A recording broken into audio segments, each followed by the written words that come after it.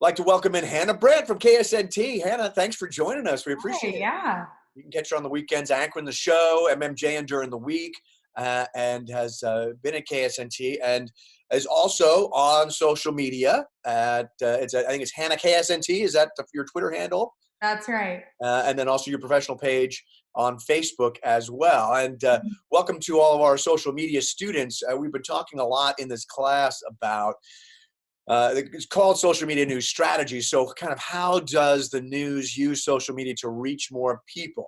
So first of all, let me ask you about a little bit about your social media history. Before you became a reporter, what kind of social media history did you have? What were your favorite channels of communication? Yeah, well, I think I developed a personal page before getting to KSNT because I had some good mentors who told me that's a good way to show off your work to potential bosses. So Facebook was the one that I started, and I also started a professional Instagram. Neither of those got that much use though until I actually started working at KSNT. So I could have been a lot better about the upkeep of that. But I think what I found to be true in college is that I didn't use Facebook that much. I browsed Twitter a lot and I was big on Instagram, but now that's all kind of changed based on what viewers in the area respond to. And so now I'm on Facebook all of the time. I'm on Twitter sometimes, and I'm barely on Instagram. So now, Anna, I thought only old people are on Twitter, on the Facebook rather. Yeah, I know. My mom and dad, right? I mean, that's, but truly that still is what moves the needle. And a lot of the KSNT traffic for the website comes straight off Facebook. Absolutely. Yeah. And that's what I found to be true too, is that I wasn't getting a lot of engagement from viewers on Instagram and on Twitter. And so that kind of fed into my cycle of, okay, now I don't really post there because people aren't seeing things. They aren't clicking on things. And on Facebook, I get a lot of comments, a lot of shares, a lot of likes. And so that kind of drove where I was spending most of my time too, and where I was paying attention to things. Yeah, it's interesting. It's the return on investment. I mean, you don't put anything money into necessarily Facebook. The only way you get that return on investment, which we talk about in this class, is to get them onto your website essentially, and that's where you make your digital advertising money. Twitter and Instagram have changed just a little bit, I think, in the last just 2 to 3 years, in that it doesn't drive as many people somewhere else. That it's an entity in and of itself. So let me see my pretty pictures. Let me see my quick 280 character updates on Twitter, but I'm not going to redirect anywhere. I'm just going to plow through my timeline. And so it's harder to really get that. Yeah, absolutely. And that's a big thing that they tell us is we shouldn't be giving away content for free. At the beginning of when I worked here, I was allowed to post just my videos, my straight live hits, my packages for the day on to my Facebook. And now they don't have us do that anymore because that doesn't drive engagement to the website. And that's the big thing that I've kind of had to be reminded of is, hey, I'm working for KSNT, and if the clicks aren't going to KSNT, they don't care what I'm posting and how much engagement I'm getting out of it. What kind of advice does the news director, Jesse Frey, the news director there at KSNT, what does he require, quote unquote, for your social media engagement? So there is a checklist of requirements that's not super strictly enforced, I've found, and he'll definitely ask you to do more if you're not doing enough, but it's not like he sits there, reviews your page and is like, okay, has Hannah met the 2 posts per day minimum? But it's always, post about the stories you're doing that day. As an MMJ, that's 2 to 3 sometimes, or just really depending on what they assign you. You want to post teases. So like, hey, this is what I'm going to have at 5, where you're not giving away what your story is, but getting people invested enough so that hopefully they tune in. Obviously, there's no way to gauge if that's actually happening. Then when the story is up and on the website, you want to reshare it. So, hey, this is what I worked on all day. Here's what I found out. And then I do a lot of personal posts too, because I found those to be successful and engaging. And that was really weird for me at first because, I mean, you look at like your great Aunt Mary is posting, here's what I had for dinner. And you're like, okay, no one cares. But it turns out the viewers do care. And who knew? It's probably because they don't know me. And so they want to feel like they know me. And so that's a way for them to get insight into who I am as a person beyond news. So I've tried to push myself to post those things. For example, I wore one earring to work one day and I posted about it thinking, okay, this is dumb. Like I forgot to wear an earring, and it got a ton of engagement. People thought it was funny, or they were like, oh, go on air like that. And turns out people like to laugh at your silly mistakes. They like to feel like they know what's going on in your life behind just, breaking news, people shot, and all of the hard stuff that I usually find interesting and I'm posting on my page as well. So. Yeah, and we talk about in this class as well, but I've had in the areas that I've worked, kind of that 80-20, like 80% of it's professional, but 20% you're just kind of playing with it and let people know who you are. I mean, that is I think the toughest thing to get through to the audience, as you may be great conversationally and your writing is great, et cetera, but if they don't really connect with you, they don't want to watch. And that connection and that ability for people to trust you because they say, oh, it's like the on the Us magazine. If you ever watch Us magazine, they're just like us, where, oh, look, they have the same foibles and troubles, and look, they own a dog, or they have a this or that, but they're still, hey, I'm now at a lockdown area, and I'm giving you all these other pieces. When you're looking at a story, do you think of a story of, hey, this one is really going to pop on social media more, I really have to pay attention to that? Versus others? Yeah, I definitely know that. And honestly, social media has been a really good tool to get my stories in the first place, especially in this market. There's a lot of action on our scanner pages, which are kind of notorious in this community for being crazy. There's a few of them. There's a lot of posts, and there's a lot of nonsense on there too. So you can't always trust it, but explain what the scanner pages are so that so there are three main ones here in Topeka, and basically people post the calls that come out on the police scanners. And they started out as that, but they kind of turned into people just posting anything they want. So people will post, hey, my car got stolen. Hey, I found someone's wallet here, and weird things like that. But I've also gotten really good stories off of that. And when breaking news happens, so there was a car crash in Republic County that killed 4 kids on Thanksgiving. And when those stories get posted, people will comment, oh, that's my cousin. Oh, that's my brother. And it becomes a good way to find out names of people in breaking news, or to connect with people on Facebook that you might not have been able to find from a police release, or to do it hours sooner, which matters when it comes to breaking news or to stories like that. So for that story, I was able to find, the woman who was involved in the crash who lost her 4 kids. I was able to find, the teachers of those 4 kids. I was able to find people in the community. We were able to find out where they lived, where they were going, what was going on, because of people's comments on the Facebook post. And that just kind of leads you down a deep, dark hole of stalking people. But a lot of times that you're able to find those using social media as a tool of not just connecting with people and saying, here's what I've got, but also the gathering of the news is a big deal. Yeah, absolutely. And although I've said that Twitter's not super great in this market, it has become a good tool to find stories as well, because of just, you can search in the bar, hey, Topeka or Manhattan, and find out what's going on in each area just because people are tweeting about them. And you do have to sift through, again, a lot of nonsense to get the good stuff. But a lot of official agencies and politicians use Twitter primarily. So that's a good way to find out what they were doing, and that will lead you to stories too. So, and then again, when you do the story from something you found on there, then you put it back on there and it gets a lot of engagement because you've dug into it and you have the facts, and people tend to know that those pages can be reliable. So it's nice when a news is covering a story that started in there. So, yeah.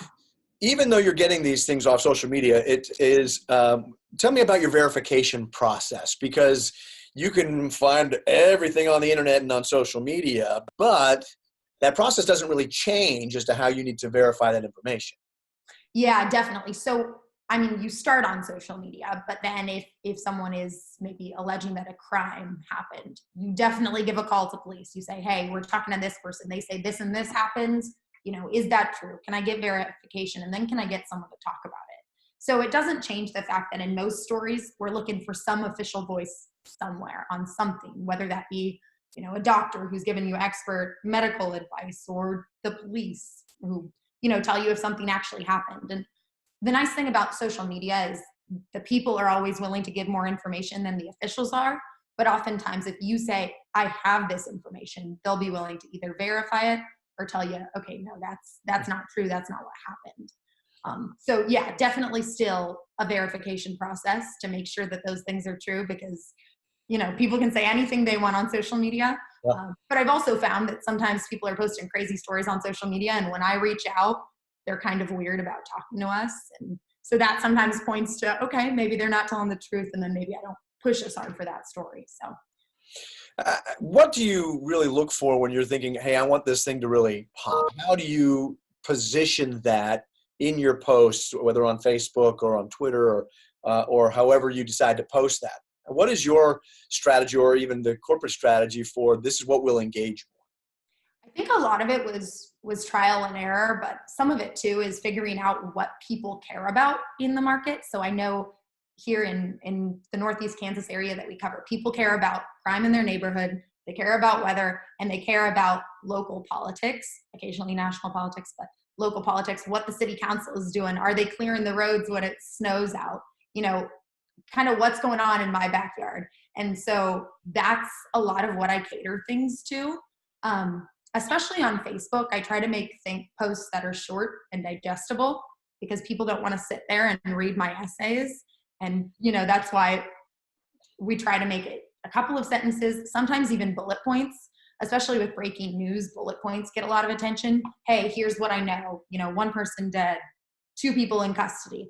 And people really like that because it's short and it's easy for them to sort of understand, and it gets shared more often than if I write a huge paragraph about here's what happened and police say this and blah, blah, blah, blah. So that's one of my strategies.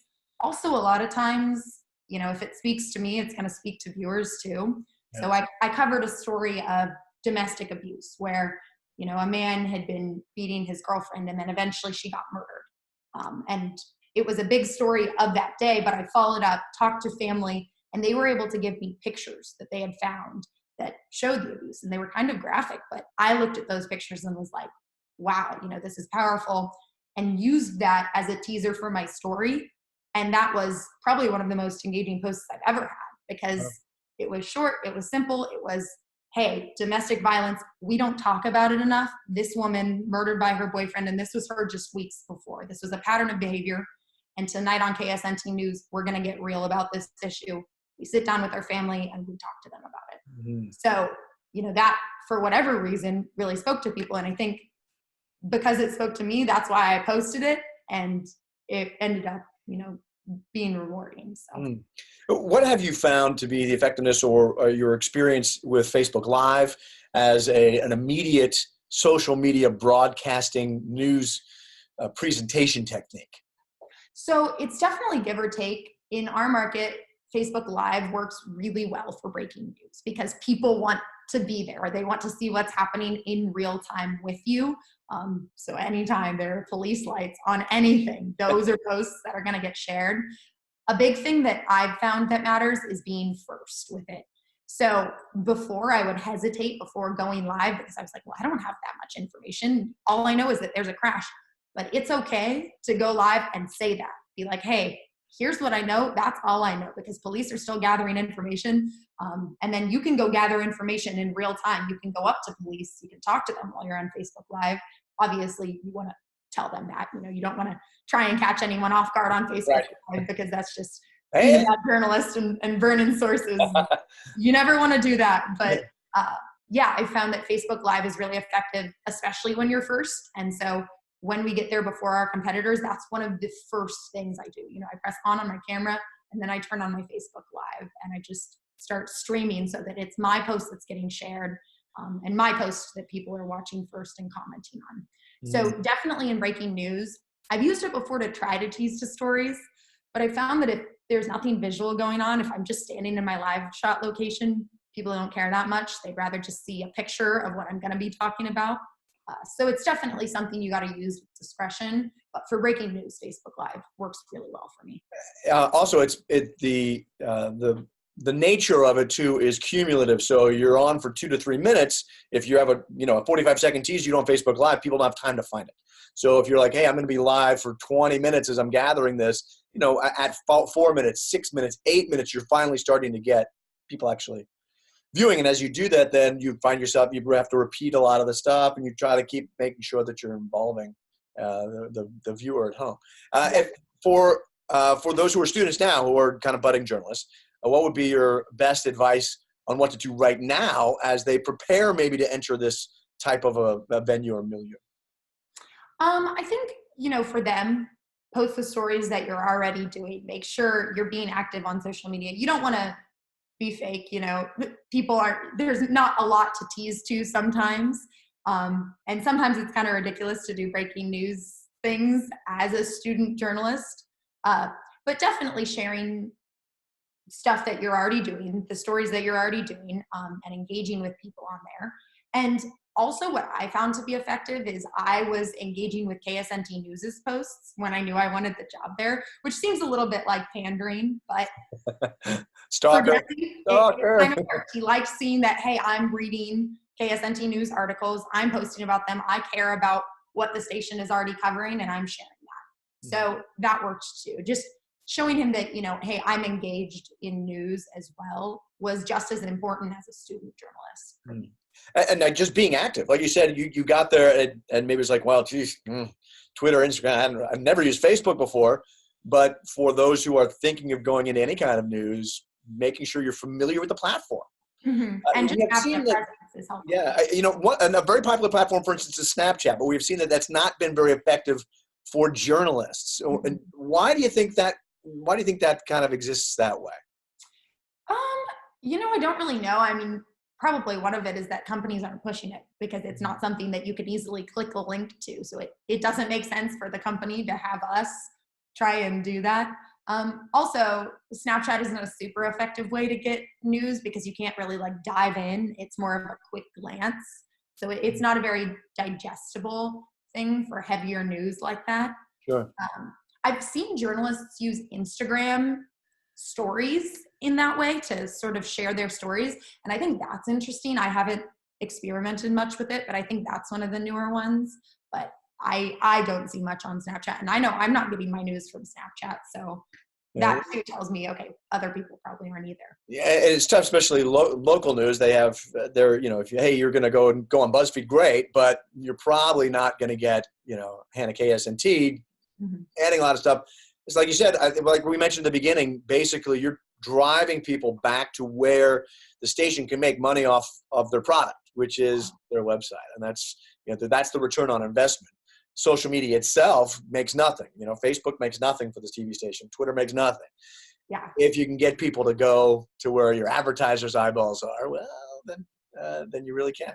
Yeah. Hannah Brandt from KSNT. Thank you, Hannah. We appreciate you being with us today. Yeah, absolutely. It was nice talking to you. You might see some of these students as interns up there in Topeka someday.